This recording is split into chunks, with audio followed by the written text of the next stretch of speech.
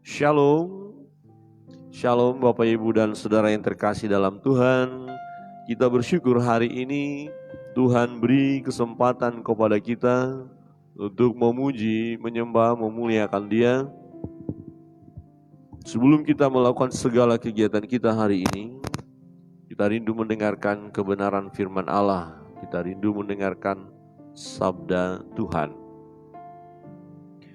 Pembacaan kita dari Amsal pasal 18. Amsal 18. Kita akan merenungkan firman Tuhan ini. Tidak semua kita baca, beberapa saja.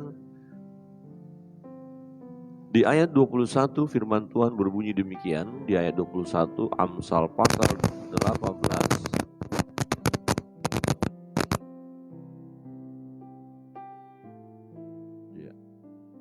Hidup dan mati dikuasai lidah. Siapa suka menggemakannya akan memakan buahnya. Ya. Hidup dan mati dikuasai lidah. Siapa suka menggemakannya akan memakan buahnya. Nah, ini berbicara kepada kita supaya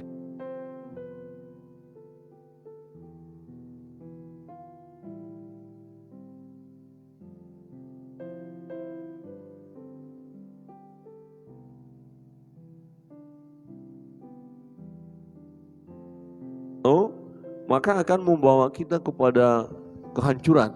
Jadi ada yang berkata apa pepatah yang mulutmu adalah harimaumu. Ya, jadi waktu kita berbicara, nah harus kita berpikir sebelum berbicara. Adakah kata-kata ini membangun atau tidak? Adakah kata-kata ini mencelakakan saya atau tidak? Jadi kata-kata kita bisa mencelakakan kita. Nah, beberapa kebenaran firman Tuhan kita lihat tentang orang-orang yang bicaranya salah, bicaranya keliru, bicaranya sembrono. Dan orang yang bicaranya sembrono ini dikategorikan orang bebal. Orang bebal. Di ayat 2 berkata begini, orang bebal tidak suka kepada pengertian, hanya suka membeberkan isi hatinya. Ya, jadi apa yang di dalam hatinya, unek-unek kah, persoalan apakah, sakit hati kah, atau apa, langsung dia bicara tanpa tedeng aling. Jadi biasanya orangnya yang sepertinya ketus gitu loh, ceplas-ceplos, ketus, tidak memikirkan perasaan orang lain. Nah, ini orang bebal. Pokoknya apa isi hati saya keluarkan saja. Apakah itu menyakitkan saudara atau tidak, nggak ada urusan. Pokoknya saya mau bicara. Nah, orang yang seperti ini dikategorikan orang bebal. Jadi hati-hati dalam bicara. Jangan semua isi hati kita beberkan. Ya, itu sangat berbahaya. Misalnya hari ini kita kurang nyaman dengan seseorang, kemudian kita langsung bicara. Langsung kita beberkan ketidaksukaan kita. Wah, ini waspada. Harus kita merenung dulu. Harus kita kelola dulu. Adakah isi hati ini harus diungkapkan atau tidak? Nah, orang bebal tidak suka kepada pengertian. Dia tidak akan mencoba memahami apa yang akan diungkapkan. Ya, kira-kira efeknya kepada saya nanti atau efeknya kepada orang lain apa? Tidak. Yang penting aku puas, aku omong, aku katakan, selesai. Peduli dengan yang lain, tidak peduli dengan yang lain. Peduli amat, kira-kira begitu ya. Ya, saudara yang terkasih dalam Tuhan, ini orang bebal. Nah, pelajaran yang pertama pada pagi hari ini kita melihat kebenaran firman Tuhan supaya kita jangan sembrono membeberkan isi hati. Ini penting. Tidak usah kita umbar. Ya, ngomong sana, omong sini, terlalu banyak omongan. Nanti kita malah berbahaya. Ya, jangan semua isi hati kita keluarkan. Ya, ini penting. Ada rumah tangga juga hancur ya, karena ya bisa si istri yang terlalu mengumbar semuanya, atau si suami ya, atau anak-anak terjadi perkelahian juga karena terlalu mengeluarkan isi hati ya tanpa dipelajari terlebih dahulu tanpa mendapatkan pengertian. Jadi hati saya merasakan seperti ini, ungkapkan saja. Ya akhirnya kacau balau. Di ayat 6 berkata begini, bibir orang bebal menimbulkan perbantahan dan mulutnya berseru meminta pukulan. Nah, ini dia. Jadi kalau kita orang bebal ini suka ngomong yang enggak, terlalu banyak ngomong, itu artinya minta dipukul. Nah, itu loh. Dan mulutnya berseru meminta pukulan. Jadi orang yang terlalu banyak ngomong, ya orang bebal, yang menimbulkan masalah, menimbulkan perbantahan, ya orang ini perlu ditonjok mulutnya, kira-kira begitu. Atau dia sendiri minta supaya dia ditonjok. Maka ada orang yang sudah nggak sabar kalau mendengar seseorang yang bebal ini bicara, dia nggak sabar, maka orang akan tonjok mulutnya, kamu mulutmu, duk, kira-kira gitu. Jadi kalau kita terlalu banyak ngomong, itu artinya kita minta dipukul mulutnya. Nah supaya mulut kita nggak ditonjok, apa ya, jangan banyak ngomong lah, gitu loh ya. Jangan terlalu banyak bicara. Tapi jangan juga nggak pernah bicara ya. Ada waktunya untuk bicara. Tapi yang dimaksud di sini adalah bukan hanya bicaranya, tapi isinya. Ya, isi daripada apa yang dibicarakan ini yang penting. Ya, tetapi kebanyakan orang bebal, kenapa menimbulkan perbantahan? Karena mulutnya itu loh, kalimat-kalimatnya itu menyinggung perasaan, menyakiti hati. Ya, saya tadi malam sih senyum-senyum saja melihat ada WA dalam satu grup.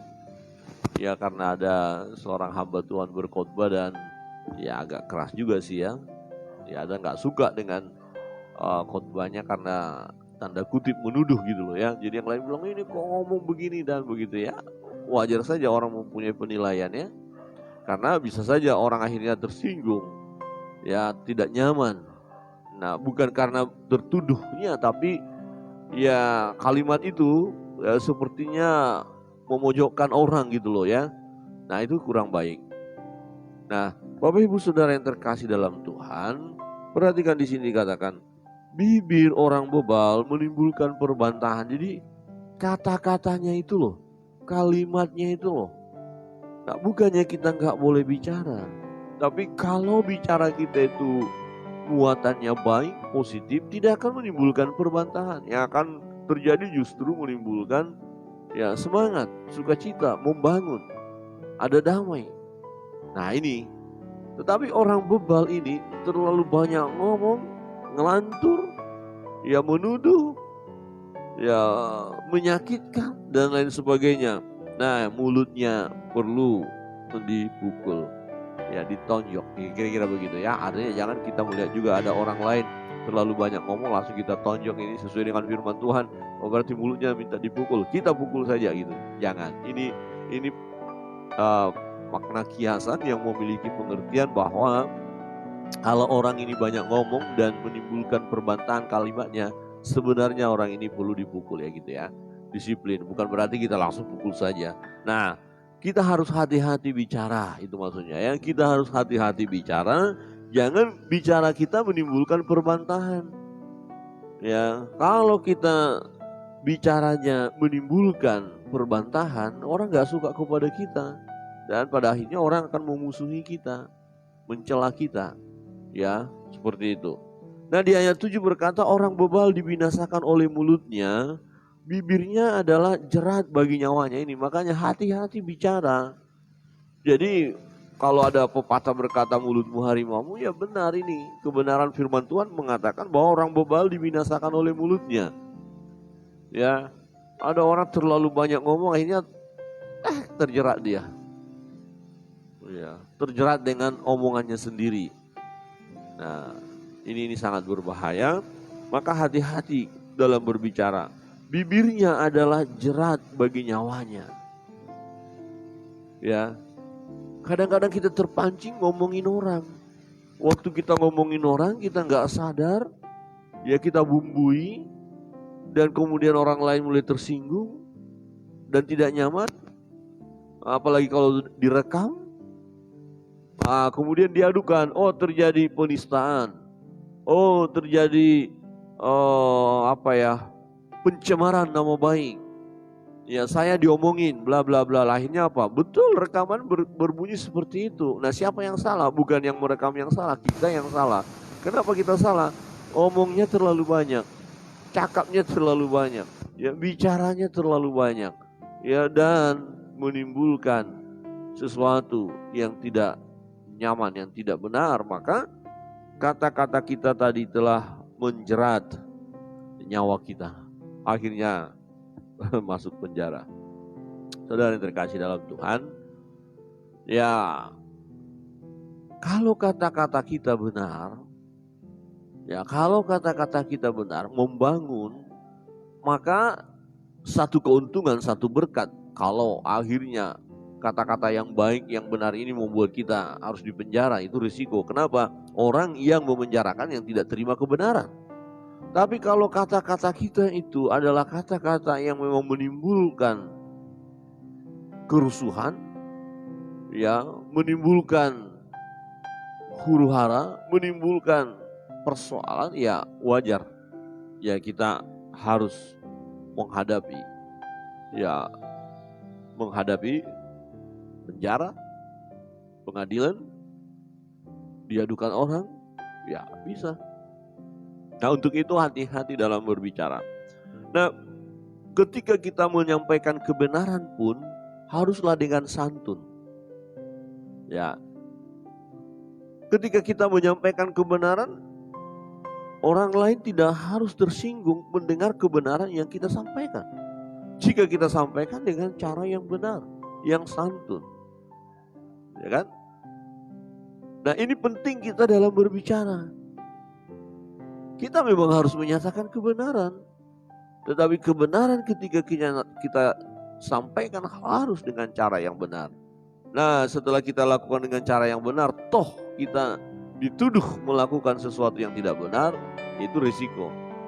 Kita harus menghadapi, kita harus mempertanggungjawabkan setiap kebenaran yang kita nyatakan.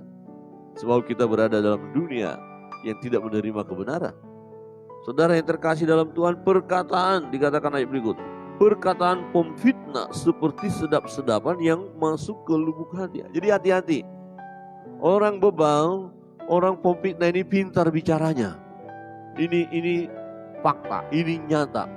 Yang banyak orang tertipu, banyak orang terseret, ya terjebak pada situasi yang tidak nyaman atau terjebak pada satu kumpulan yang tidak benar, satu komunitas yang tidak benar, ya karena ada orang-orang yang memfitnah. Dan biasanya orang yang pintar memfitnah ini kalimatnya itu lemah lembut, sedap, dikatakan di sini sedap-sedapan, seperti sedap-sedapan. Nah, jadi kalau dia ngomong, nikmat sekali. Oh bapak itu, ibu itu, tante itu, om itu, kalau ngomongnya rasanya nyaman, mantap.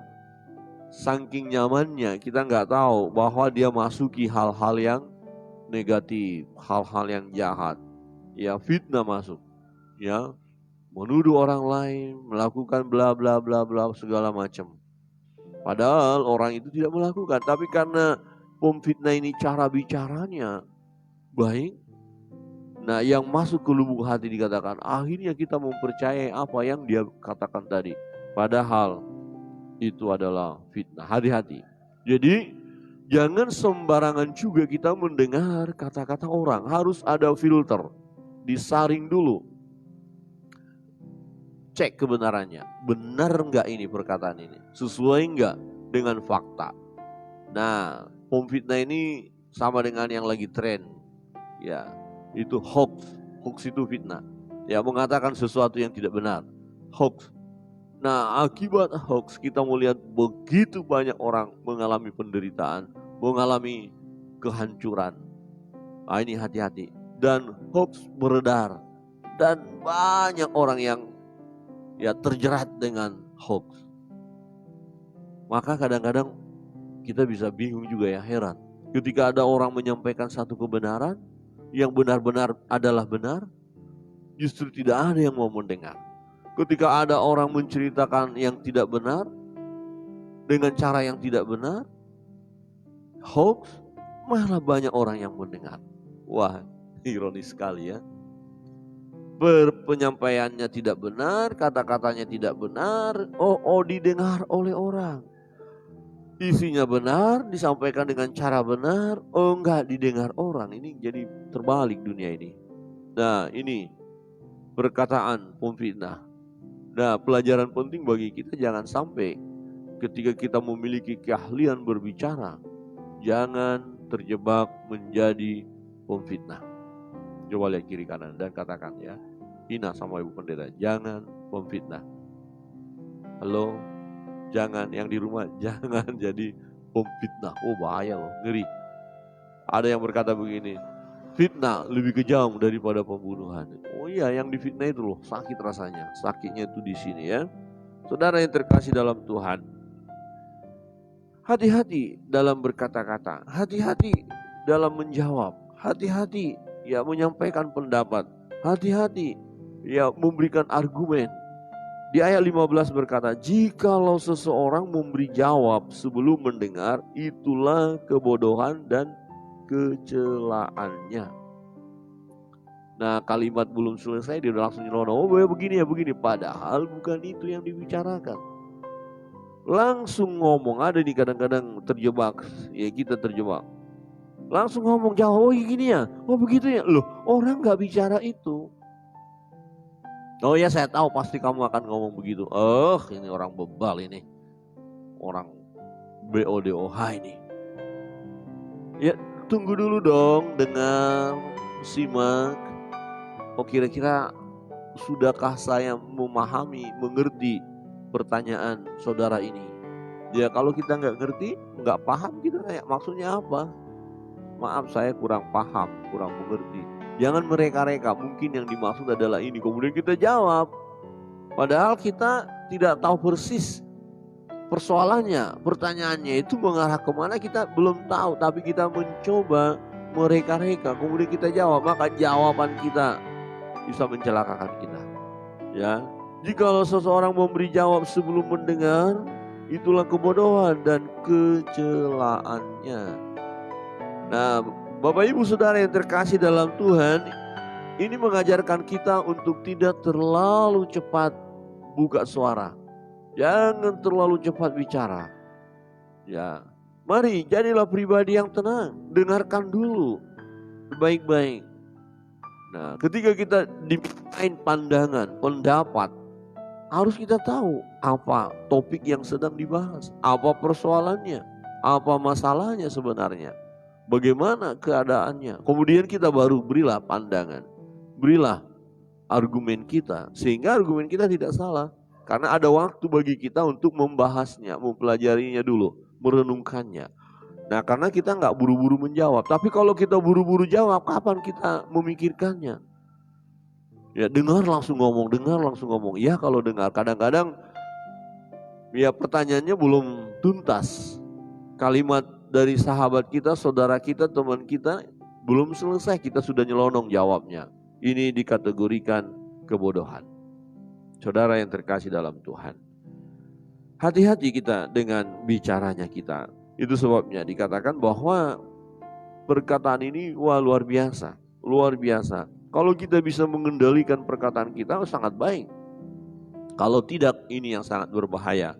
Di ayat 20 berkata begini, perut orang dikenyangkan oleh hasil mulutnya, ia dikenyangkan oleh hasil bibirnya. Jadi kalau mulut kita baik, mulut kita benar, bibir kita ini mengatakan hal yang baik, yang positif, nah ini akan mengenyangkan perut kita. Artinya ya kita akan mendapatkan sesuatu yang membahagiakan kita, berkat. Ya, jadi kita bicara yang baik. Jadi orang yang bicaranya baik itu disenangi. Orang yang bicara pada waktunya akan ya disenangi. Nah, hidup dan mati dikuasai lidah, itu yang dimaksud. Jadi kalau lidah kita, perkataan kita adalah perkataan-perkataan yang baik, maka kita akan mengalami sukacita. Ada banyak orang yang akan senang dengan kita.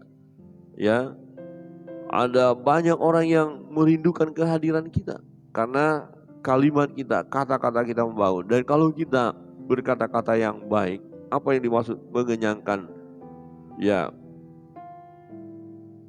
perutnya, Ya, ketika orang mendengar perkataan kita dan dia diberkati, dia ingat apa yang kita katakan. Dia ingat apa yang kita sarankan, hal yang baik. Misalnya dia bergumul, kemudian kita sampaikan jalan keluar. Dia mau mendengarkannya karena perkataan kita adalah perkataan yang baik, yang membangun. Kemudian dia mengalami sukacita, dia diberkati. Ya, dia akan dipakai oleh Tuhan untuk memberkati kita juga. Ya, akhirnya dia punya dana, diberkati keuangannya, dia minta kepada kita, Bapak, tolong kirimkan nomor rekening Bapak. Nah, kan mantap tuh. Coba kalau kata-kata kita nyakitin, masa tanya, Pak, nomor rekeningnya berapa? Ya, kata-kata kita udah jahat nih, menyakitkan. Tidak mungkin tanya nomor rekening Bapak. Paling, Pak, tahu pasal sekian, Pak? Oh, iya tahu, kenapa? Bapak akan masuk penjara. Kena pasal katanya, kena pasal. Tapi kalau kata-kata kita baik, membangun, punya wibawa, punya power untuk memberikan berkat kepada orang lain. Nah, orang yang diberkati itu ya akan memberkati kita kembali. Itu yang dimaksud perut orang dikenyangkan oleh hasil mulutnya. Jadi kalau perkataan kita baik, benar, ya kita pandai, kita akan mendapatkan berkat. Ya kira-kira begini. Nah, misalnya pengacara itu kan pintar bicara. Tapi pintar dia bicara nggak tipu-tipu loh ya. Kalau dia tipu-tipu tetap kalah, nanti malah mencelakakan dirinya. Nah, pengacara pintar bicara, jelas. Pintar bicara, bicaranya baik, bicaranya benar, membela klien dengan benar. Nah, kemudian pengacara yang banyak bicara, apa tidak dibayar? Oh, dibayar. Makanya bicaranya itu ya membawa berkat buat dia. Mana ada pengacara nggak bisa bicara? Apa kerjanya pengacara? Tapi diam terus nggak bisa bicara. Lo gimana? Harus dia pintar bicara, membela, menunjukkan kebenaran. Ya, maka kasusnya akan selesai, dinyatakan menang. Nah, gitu ya. Jadi pintarnya si pengacara bicara mendatangkan berkat buat dia. Nah, dia pintar bicara tentu tidak hanya sembarang bicara, itu yang dimaksud. Nah, kalau ada orang yang sembarang bicara justru mencelakakan. Sembarang bicara, bicaranya tidak benar, mencelakakan dirinya. Tetapi orang yang pintar bicara dan bicaranya itu benar, maka akan menjadi berkat bagi dia. Hidup dan mati dikuasai lidah. Tema kita pada pagi hari ini kita melihat kebenaran firman Tuhan. Siapa suka menggemakannya akan memakan buahnya. Jadi buah yang bagaimana yang akan kita nikmati? Kalau kita banyak bicara, pintar bicara, isinya bagus, mantap, menjadi berkat bagi orang lain, maka akan menjadi berkat bagi kita. Kalau kita banyak bicara, isinya kosong, menimbulkan masalah, menimbulkan perbantahan, menyakiti hati orang, hasilnya adalah celaka buat kita, menjerat nyawa kita. Hati-hati dalam bicara. Bapak Ibu saudara yang terkasih dalam Tuhan, kebenaran firman Tuhan pada pagi hari ini mengingatkan kita supaya kita dalam berbicara haruslah ya hati-hati, jangan sembrono. Ya, kita gunakan mulut kita untuk hal-hal yang baik, untuk memuji Tuhan, memuliakan Tuhan, untuk menyampaikan kebenaran. Dan mari hiduplah di dalam kebenaran, maka mulut kita akan memberikan kekenyangan kepada perut kita. Perkataan kita, kalimat-kalimat kita ya akan menjadi berkat bagi orang lain dan menjadi berkat bagi kita. Tuhan memberkati kita. Kita akan masuk dalam doa-doa kita.